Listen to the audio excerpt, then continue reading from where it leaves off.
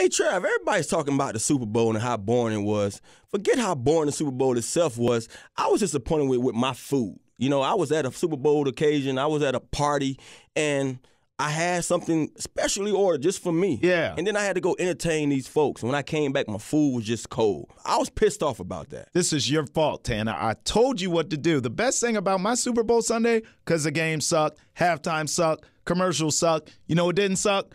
Paisanos. I used the online code BOGO Pizza, bought one, got the second one free. Best thing of my Sunday, dawg. You know, I should have took that cab. Never listen to me, man. Coming up on the Santana Moss Show podcast, it's now officially the offseason for the NFL, but it's in season for my gambling problem. Who said the Super Bowl was a boring watch? I found it very interesting that the Patriots put the D into the Super Bowl. Tana, there's more football still to be played, believe it or not. We'll get into it. I know we talk football the entire show, but they say baseball is taking the L. Find out why. The Santana Moss Show starts now. It's a Santana Moss Show. Number 89, hustle all the time. Travis on the right, hot mic on the left. Every single week, it's a lyrical fact. Now I'm ready to go. Santana Moss Show podcast. Travis Thomas.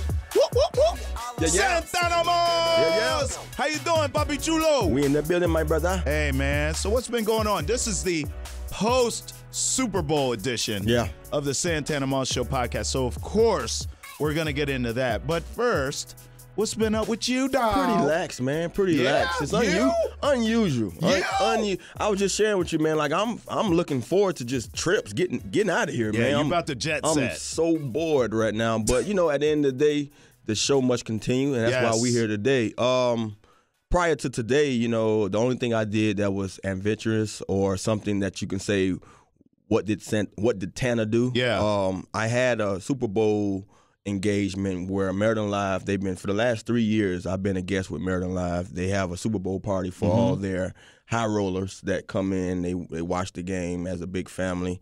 And my man Bob over there at Maryland Live, you know, he invites different guys like myself, B. Mitch, Portis. We had a lot of Raven guys, you know, whoever the athletes of the area that's in town. You know, we come out there and we sit with some of that, you know, that special guests and just entertain them. You know, we entertain them, and then we get a chance to, after the game or before the game, go out there and have a little fun on the tables, you know. So that's how I spent my Super Bowl, and that's been my norm for the last 3 years. For the last few years. Bruh, just wait until sports betting is legal in Maryland.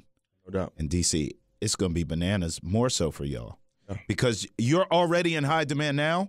Once sports betting hits, oh, my God. I can't imagine, because, you know, I was just talking to you about sports betting. Like, I don't even know the different, you know, nuances when it comes to, you know, the overs, the unders. Yeah. I just basically call a friend or call my brother and be like, hey, put me for this or put me for that. So I'm not really a bettor. Yeah. You know, I'd rather go back and forth with you than somebody go out there and say, I'm going to find a bookie and, you know, anything like that. But, you know, it's pretty interesting. I'm really wondering what could become of this sports betting thing and dealing with the guys that's been involved, because as a former player, I remember that, you know, it shouldn't be allowed to us as players. Right. When you're playing. When you're playing, it shouldn't be allowed. For sure, you know? I agree. So, I agree. Because I know it's so much, and, you know, that they have guys that have been arrested for that, you know, officials, you Point name it, shaving, players. the whole deal. You know, so it shouldn't be allowed to the guys that's involved. But for us guys like me and you, I'm not a degenerate like yourself. You know, we should be able to go away and do what we do, you know, bet the house on it. Like they say, bet the house. I'm going to tell you like this. I'm hoping for one of your New Year's resolutions, even though we're in February, that you get away from all those other guys and you just turn to your boy. Because I'm going to tell you right now, I'm not a bookie. I'm a bookie killer. They don't like seeing me because I'm getting that payout every time. I definitely need to holler at you, because you know me, I like to put that one bet down that's going to be that make 'em or break 'em. The big boy, Hey, look here, I ain't got no time to be putting no two-teamers together, no parlays. Nah, let me get you one. Give me your best man. I'm going to throw something big on it, and, you know, and see what it do. I will say this. My name's starting to grow out in these streets with sports bet, though, because the reason I say that, when the Super Bowl arrived, right, a lot of people were coming up to me Like, hey, Trav, I subscribe to your website, TravisThomasExperience.com, by the way. I see you on Santana show. I see you on the TV side. I hear you on the radio side. You know a lot about sports gambling. I want to make some bets for the Super Bowl. What do you got? The picks I gave them hit because I broke even for the Super Bowl. A lot of people got hurt. So what was for your the number Super one Bowl pick? What was the number one pick that you would have gave anybody and say, hey, this is the one and only? I have a few of them in, in my chamber, but this is the one pick that I feel that I can share with you guys that's going to hit. I gave one person. I didn't even bet the second one myself. I gave one person 2 bets that went 2-0. Okay, I did the first half under, which I bet personally. It's 27.5. Obviously, we know there were no points in the Super Bowl. We'll get to that in a second. So that hit. And then I said that person was a Patriots fan. So I was like, bet your team. I never tell anyone to bet with their heart. But in this case, I knew the Patriots were going to win. Yeah. I didn't bet it because I didn't like the number. The number was 3. I felt like they would win by a field goal, which is a push. You know what that is. Yeah. No one wins jack. You don't lose, but you don't win. So I didn't touch it. But I said, you're a Patriots fan. Take the first half under and bet your team. They went 2-0. So, listen, I'm not an expert. I think anyone in the sports betting space that says they're an expert is an idiot and says that they win all the time. They're lying to you.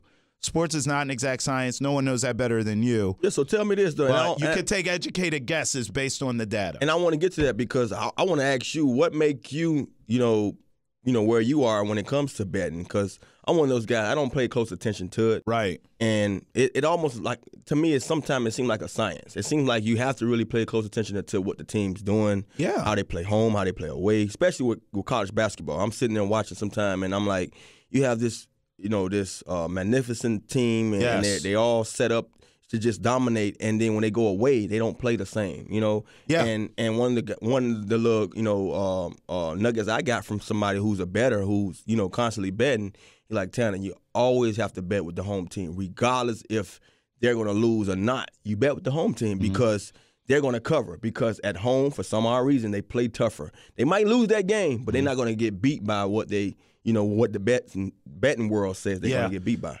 I don't like exacts. So I don't like, always bet the home team to cover because that doesn't always happen. Sure, majority of the time it does. I'll answer your question with this. When you say what makes me feel comfortable in that space, I'll tell you like this, Tana. Obviously, you know what I do for a living. All I do is watch sports. So I have a good feel not only of the data and the stats, but also just a gut feeling. I've watched these teams, so I kind of know how they play. Are they defense? Are they offense? Are they both? Are they great? Is it great coaching? That type of thing. But I will say this. I'll never forget this. I had one time I was going to make a bet. This was a college basketball game, March Madness last year, okay? And because I'm in this industry and I know people, I was going to bet one way. I happen to know a guy who was connected with the program back in the day, so I called him. I said, hey, just before I make this bet, I'm betting on Team X, we'll call him. Don't do it, Trav. Why? I still talk to the coaching staff. They caught a delayed flight. Their flight was delayed because of weather. They got in town late. They stayed at a janky-ass hotel. Motel 6. Yep. Fire alarm went off in the middle of the night. They had to evacuate, came back. They have no sleep. They travel cross country. I know they're a better team. Don't bet them. If any night, this night won't work. Boom. I didn't do it. I bet the other way, actually, based on this phone call, and I hit the bet. So I'm just saying, like, I think because I pay attention to stuff and I know people within it, like I've called you before for intel on certain things. That's why I feel comfortable giving people advice. That's one of those 50-50 bets, though, because – and it's crazy that you brought that up. I've been a part of a team that, in high school, we was the favorites. We went to the state championship game. And I remember the night before the game, our coach was one of those no-nonsense coaches. He was the Bill Belichick. He was the Bill Belichick of high school football down in Miami. Right. And I remember the guys we had a room set up where we did all the gambling and you name it. Anything else you can imagine what high school football is doing when no parents and no supervision is around. Turn up. It was a turn-up room. And it was gambling, you name it. Everything went down in that room. And, fortunately, I was in my room. I was in my bed getting ready. And I remember getting that call saying everybody outside the room. Well, I heard the damn fire alarm first. Someone set the fire alarm off, and I think somebody was smoking Black and Mild or something. You name it, them guys was having a good time. But I remember getting on the bus. The coach put us on the bus and said, you know what, we can go home right now. We can forfeit this game. And I remember all the veterans and the guys, and I was the veteran. I was a senior that year. I cared less about what they was talking about. They was sitting up there begging, pleading. There was a bunch of guys who was, quote-unquote, leaders, but I was a leader. I was a leader, outright, and I didn't say a word. I sat my behind down. I sat next to an old lineman at that, and I said, you know what? I'm going to take this time to get my rest because we're going to play this game tomorrow. Regardless of what Coach talking about, he's trying to punk us right now. He's trying to scare us and tell us that we don't deserve to play. We should forfeit. We should go home. But we're going to play this game. So let me go ahead and get my rest now because I'm going out there and I'm finna lay on the line. This is my first championship. Wow. And I'm finna go out here and shine. So I got next to a lineman, sat next to him, and laid my head on his shoulder. Wow. I ain't care about all that. Whatever they might thought, I'm finna get this rest because for all you guys that got me in this situation, I'm not going to let you detour. You weren't going back and forth. You're not going to detour what I prepped myself to do tomorrow. Hell yeah. You know what I'm saying? And I went out there and had a magnificent game. I could have easily got MVP of the game. I think they gave it to our quarterback, if I'm not mistaken. But we went out there and played lights out. And if we could have been sitting in that same seat of that team that got the same, you got the nod on that team, the notion to say, hey, don't bet on those guys, you would have lost because we went out there and played the game that we was likely to play and really dominated that team from kickoff to finish. This is what we're going to do. Roll with me for March Madness, dog. Let me make some bets for you, March Madness, and watch how I like flip it and tumble. You know how I like to do it. So I'm gonna get something because right now what I'm hearing. And it's like, we hear the Zion and all the Duke madness, but they say right now the best team is Tennessee. Yeah, Tennessee's no joke. joke. Tennessee and Virginia might be in there mixing the top three, but they say Tennessee is the outright best team. So I'm going to see how it goes. I'm going to watch closely and see what's going on with Tennessee, Duke, and Virginia because I like for show bets. You know what I'm saying? Let me give you a little intel, okay? Duke is at Virginia this weekend. Watch that game. That's a Saturday night game. I believe the game's at 6. Monday. You bet on that game? No, right now is all this is all scouting for me. I won't bet on it because I'm watching these games, getting the intel that I need for when March Madness comes, so I can knock them over the head. Right. So that's a big game, and then Monday night UVA in Chapel Hill taking on UNC. So you want to watch both of those games to get what you need. So Saturday and Monday. Saturday and Monday. So Duke is in Duke is in Charlottesville. Saturday. Okay. And then UVA goes to UNC Monday. 2 big games you need to pay attention to. Because you mentioned those teams, right? No doubt. So that's what you need to watch. I just want everyone to know this gambling talk has been more riveting than the actual Super Bowl was.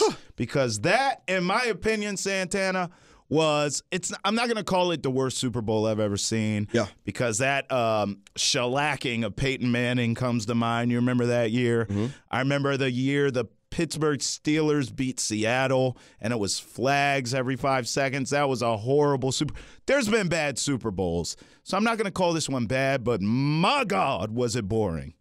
It was boring. It was boring for those guys who expected a shootout. It's a lot of fans that if you watch the whole week long, what you heard from the analysts and the different people that came on, the different players that played both of these teams, they was expecting the Rams to go out there and be high-powered and this offense to really show you and wow you. Shootout. They wanted to see a shootout because they knew that within doubt, that Tom Brady can score. Regardless of who he faces, he's going to score. Yes. And regardless of what their defense do, that if the Rams go out there and play like they played all season long, Brady and Belichick would answer. And that's why it was a boring matchup or a boring game because people expected this thing to be one of those back and forth, matches where you can say the last team with the ball or the team that makes make the most mistakes will be the team that lose. And it wasn't that way.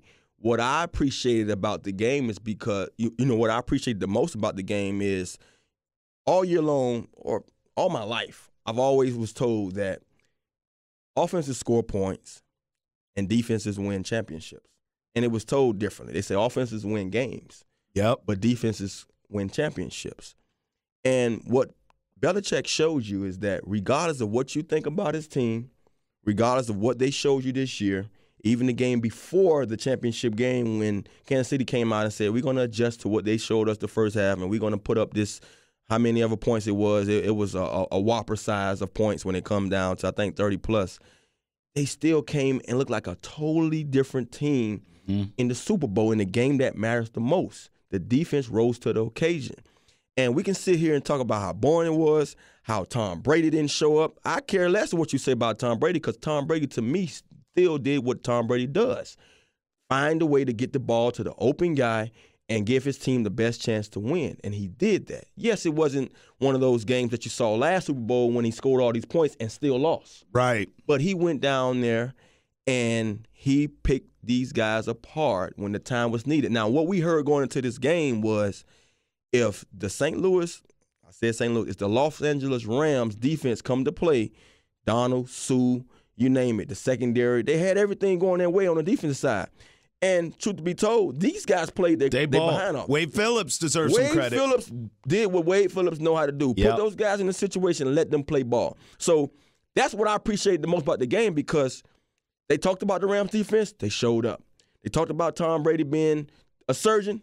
He was a surgeon. He didn't score a lot of points, but he was a surgeon. He picked those guys apart, and when the time was needed, he found a way to get himself and get his team in that red zone, and he went up there and went ahead on those guys and beat those guys by 10. This is a perspective of someone who played the game at a high level, one of the best to ever do it, in my opinion. From a fan's perspective, just a guy who likes eating Doritos and watching the game, the whole thing sucked. And eating the little paisanos. And little paisanos. Shout out to paisanos. We love you. Listen, outside of actually none of it, the game sucked, the commercials sucked, halftime sucked, the whole thing was awful. All of it, Tana. But here's what I want to ask you. This is a copycat league, right? How come no one can copy off the Patriots? Why are they a cut above everybody else? How come no one can duplicate what they've done? You know, teams try often, and, you know, they fail. Where they fail at is because it's the Patriots way. I've been a guy that played on a team where we saw them twice a year. I played with the Jets. And we had our share of wins against these guys, but they still had a formula that you can see that no other team, or not all the teams, have picked up on, because they do it a different way. And what I mean by this is that it starts in the classroom with those guys. Yes, we all have our time. We all have our stint and our moments where we sitting in there and we studying. But Belichick alone, one of the things that I took from watching the post-game interviews is something that Edelman, he shared with the Post. He said, hey, one of the things he picked up early when he first got there, being a young guy, they didn't have really a dominant role for him. They just put him wherever they needed him. And he said he remember walking into the weight room and Belichick was there on the treadmill reading, studying. And he's like, basically he said something to him about, like, what's up, coach? Well, like, what you doing? Like, and he said, you still out here getting some work in or something like that. And Belichick said it beats, this beats being a plumber. And then Belichick cleaned it up and said, hey, no offense to guys who's a plumbers, I feel like it's a great job. But basically he said it beats working. But what I took from that is that this guy is always working. He's always trying to find a way to get better. And what he does with that is he takes that into the classroom. The way he breaks down every position, every, offense, defense, and special teams, he coaches it all. And, yeah, he might not be an expert in all phases, but he studies it. It's his life. And everyone in the NFL doesn't do that. You have certain players that's at the top of their game, and you look at them and you say, why are they there? It's because they study it. We had London in here a couple of weeks ago. He wasn't lying to you. He studied it. It meant something to him.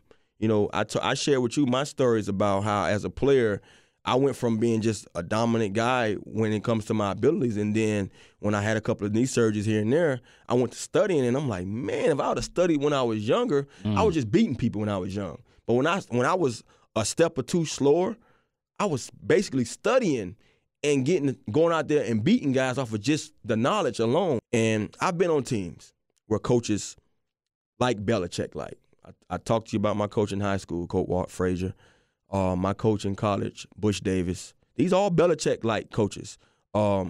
Gibbs, I can't even say Gibbs is a Belichick-like coach. He's Gibbs. Mm-hmm. He's proven. He's his own beast. He has his own Super Bowls, and he's a Hall of Famer at what he does. But they have the same kind of, traits. Same traits, the way they coach, the way they, allow us to be who we are. And then you had a guy like Shanahan. To me, out of all the coaches I've been coached by, those are the names I can put and say they're in the same pie. You can put them in the same circle with Belichick's because they expect you to be you when the time is needed.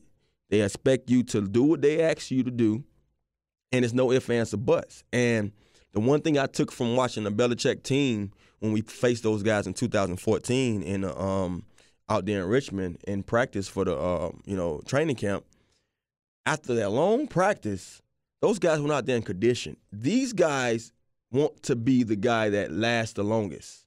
They don't want to necessarily have to be that dominant or beat you with the star power. It's the endurance of the game. And he said that. He said that I want to be able to last longer.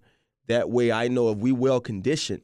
Because if you're well-conditioned physically and mentally, you're dominant. You're ready for war. You don't have to be the best player on the team. You're going to beat that guy because you're going to be able to last longer. And half of that thing is mental. I tell you that all the time. I share that with my sons. Most of the things we do in life is mental.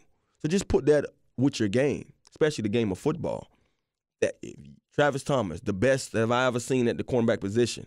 If I mentally let that eat me up, I'm going into the game not giving myself a chance. Right. But if I train, if I know that Travis is good at beating me up at the line of scrimmage, if I get beat up all week at the line of scrimmage and I find my way out of that one practice, and then the next practice I go with the same technique or show that guy something different, I just retrained my thoughts and said, now I could come different. I don't care who Travis Thomas is or said to be. I'm going there with the notion that I can win. I can win because I'm best fit for this opportunity. I'm suitable to go out there and do whatever is expected and more because I've trained myself, body and mind. And that's what the New England Patriots do. They basically train their players to almost of a black ops or military-like. Like military, yeah. It's military-like. It's like Belichick has that background. And he has that background. Yeah. That's what I was getting at. He studied his dad and he's Navy. Been around. So he has these guys well-groomed to go out there and face anything and be ready for any challenge. Let me ask you this. We're at the point now, and you're speaking of conditioning and things of this nature. Well, now we're at the offseason. And so let's table New England for a second because we recognize they're on a different planet. Mm-hmm. But in general, for a player, what do you do now? It's February, Super Bowl's over. If you didn't play in it, right? Yeah. You were on the couch watching the playoffs like the rest of us. Where was Santana Moss at right now, the day or two after, the week after the Super Bowl, if you will? Where were you in your off-season regiment? Well, it was two Santanas, and it's kind of obvious because I'm a Gemini and I do have two me's. But my early years, I was a guy that, I didn't make it to that far in the playoffs a lot of those years. So I was always a dual sport athlete from track and football back in my day. So I would literally come home in the offseason and be right back in the gym. And I remember that was my fix. Like I couldn't get away from what were you doing? Lifting? Were you hooping? Everything. All of it. Hooping here and there. Wasn't too strong with the hooping stuff because I saw guys blow out ACLs and tear all type of things out doing that. I remember, it's crazy you brought that up. I remember being at the University of Miami and all the guys come back, the Reggie Waynes, you name it. All us in there, Andre Johnson, all the guys I played with, all my brothers.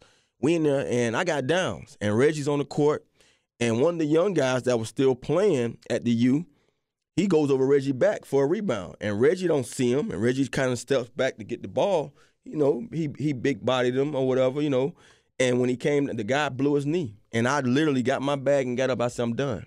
I see y'all guys. I'm not. That's the reason why I don't play so hard on these courts, and that's all we did in the offseason because it was our conditioning. Along with what we did in the weight room with Coach Swayze and out there on the field. But y'all all competitors, we get heated and whatever. Guys will go hard. One thing about the veterans, guys like myself, Reggie and Andre and all those guys, the Adrian James and those guys, we knew not to go so hard. Like I'm not going over your back like that for a ball. Right. At the end of the day, you got it. I'm going to play you. I'm gonna probably defend you You're more. out there for a workout. I'm going to defend you more. And, like, you guys, one of my friends, to this day, I'll be in LA Fitness. If I play in a basketball game, if you the guy with the dribble, I'm gonna follow you the whole game because I want the sweat. I want the workout. I want the cardio. So I'm going to follow that guy who's going to dribble all day, regardless of how my game is or not. And that's what we do in the off season. That's what I would have done. Early me, young me. Early, I'm out there in the gym. The older Tana, I took all that time off until the Super Bowl game was over, and then I started. Mm-hmm. And that Monday after the Super Bowl, I was in the gym. The old Tana was in the gym ready to go. I took all that time after my season was over with to just do what I do, party, vacation. And you're going to still find yourself vacationing now because you had the time. I think once you don't stop vacationing until you basically in for training camp. They're going to start things up, as an organization, as a team, like mid-April, early May. But you'll still find guys that, like myself, I will come up here for my workouts and go back home on the weekends. And that's when you get your vacation time, your family time, and you do whatever you want to do because that's the only time you have until things really kick into full tempo. All right, Tana. So the NFL is over, but the football can't stop, won't stop. Take that. The AAF kicks off this weekend. I don't know if you know about this or not. The Alliance of American Football. This is a CBS. This is a baby of CBS. Charlie Ebersol, I believe is Dick Ebersol's son. Bill Polian's involved. Tana, listen to the teams and the names involved. The Arizona Hot Shots, led by Rick Neuheisel, head coach. Trevor Knight is a quarterback there. Atlanta Legends, offensive coordinator, maybe you heard of him, Mike Vick. Quarterback Aaron Murray used to play down there at Georgia. The Birmingham Iron, Blake Sims, and Trent Richardson at running back. That's a name that just keeps on giving, isn't it? The Memphis Express, Mike Singletary's coaching them, Tana. Zach Mettenberger is a quarterback on that team. Remember him from LSU? He played in the NFL for a minute. I believe Christian Hackenberg also on that team. Orlando Apollos, these names, I love them. The names get you every time. Steve Spurrier coaching them, Tana. Salt Lake Stallions, Dennis Erickson coaching them. San Antonio Commanders. Every now and again I go commando.